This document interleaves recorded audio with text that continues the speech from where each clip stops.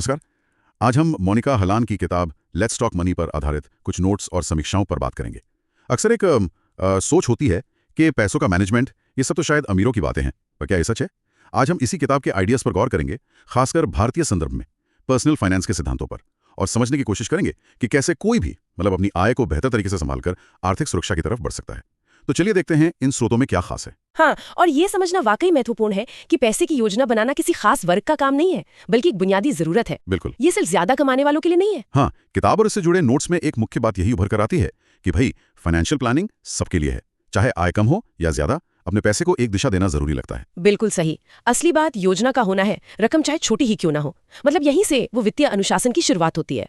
ये अपने पैसों पर नियंत्रण पाने का पहला कदम है, और समीक्षाओं में भी इस बात पर काफी जोर दिया गया है कि छोटी शुरुआत करना अक्सर सबसे मुश्किल होता है, पर सबसे जरूरी भी। नियंत्रण की बात चली है तो एक और चीज जिस पर किताब और नोट्स दोनों ही काफी जोर देते हैं वो है इमरजेंसी फंड। हाँ, आपातकालीन फंड। कहा गया है कि करीब 6 महीने के जरूरी खर्चों के बराबर रकम वो सबसे पहले अलग रखनी चाहिए। सुनने में थोड़ा मुश्किल लग सकता है। हाँ, लग सकता है, लेकिन इसकी अहमियत समझनी जरूरी है। देखिए, जीवन में अप्रत्याशित चीजें होती हैं, नौकरी का जाना, कोई मेडिकल इमरजेंसी, कुछ भी। सही बात है। तो ये फंड एक सुरक्षा कवच है। और सबसे दिलचस्प बात ये है कि ये कवच इसलिए जरूरी है ताकि ऐसे मुश्किल वक्त में आपके जो लंबे समय के निवेश हैं, अच्छा, जैसे बच्चों की पढ़ाई या रिटायरमेंट के लिए जमा पैसा, वो टूटने से बच जाए। इसे एक तरह का फाइनेंशियल शॉक अब्जॉर्बर समझ सकती हैं आप। हाँ, ये अच्छा तरीका है सोचने का, शॉक अब्जॉर्बर। तो एक बार ये सुरक्षा कवच तैयार हो जाए, फिर अगला कदम आता है पैसे को बढ़ाने का। बिल्कुल। यहाँ एसआईपी यानी सिस्टमैटिक इन्वेस्टमेंट प्लान और म्यूचुअल फंड का जिक्र बार बार आता है। मतलब हर महीने थोड़ी थोड़ी रकम निवेश करना।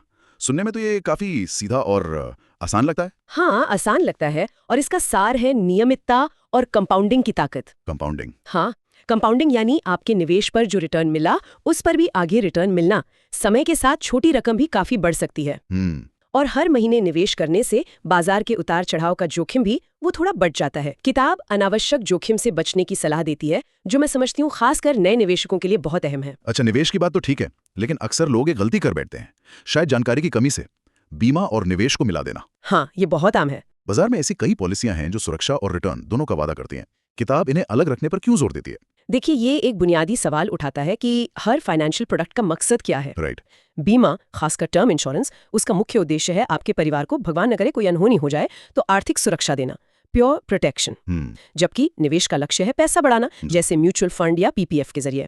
मोनिका हलान की यही खूबी है, वो इसे बड़े सरल उदाहरणों से समझाती हैं। हाँ, मैंने भी नोटिस किया कि कैसे इन दोनों को मिलाने से अक्सर न तो पूरा बीमा कवर मिलता है, न ही अच्छा रिटर्न। दोनों के मकसद अलग है, तो उन्हें अलग ही रखना समझदारी है। समझ गया, बिल्कुल।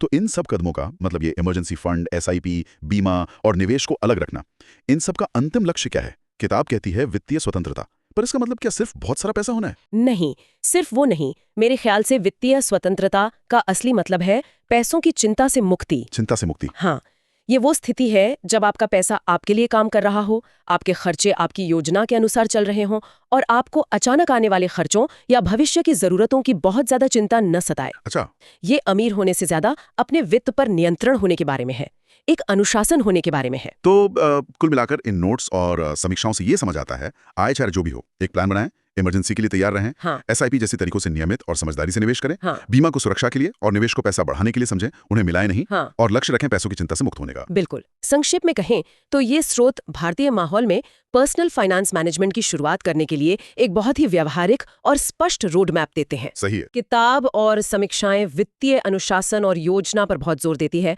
और ये बेहद जरूरी भी है, इसमें कोई शक नहीं। लेकिन एक सोचने वाली बात ये भी है कि एसआईपी, फंड्स, बीमा जैसी इन सब तकनीकी बातों के अलावा ऐसी कौन सी गैर वित्तीय आदतें या शायद सोच में बदलाव हैं जो पैसों की चिंता से वास्तविक मुक्ति पाने के लिए उतने ही जरूरी हो सकते हैं। इस पर आगे सोचा जा सकता है।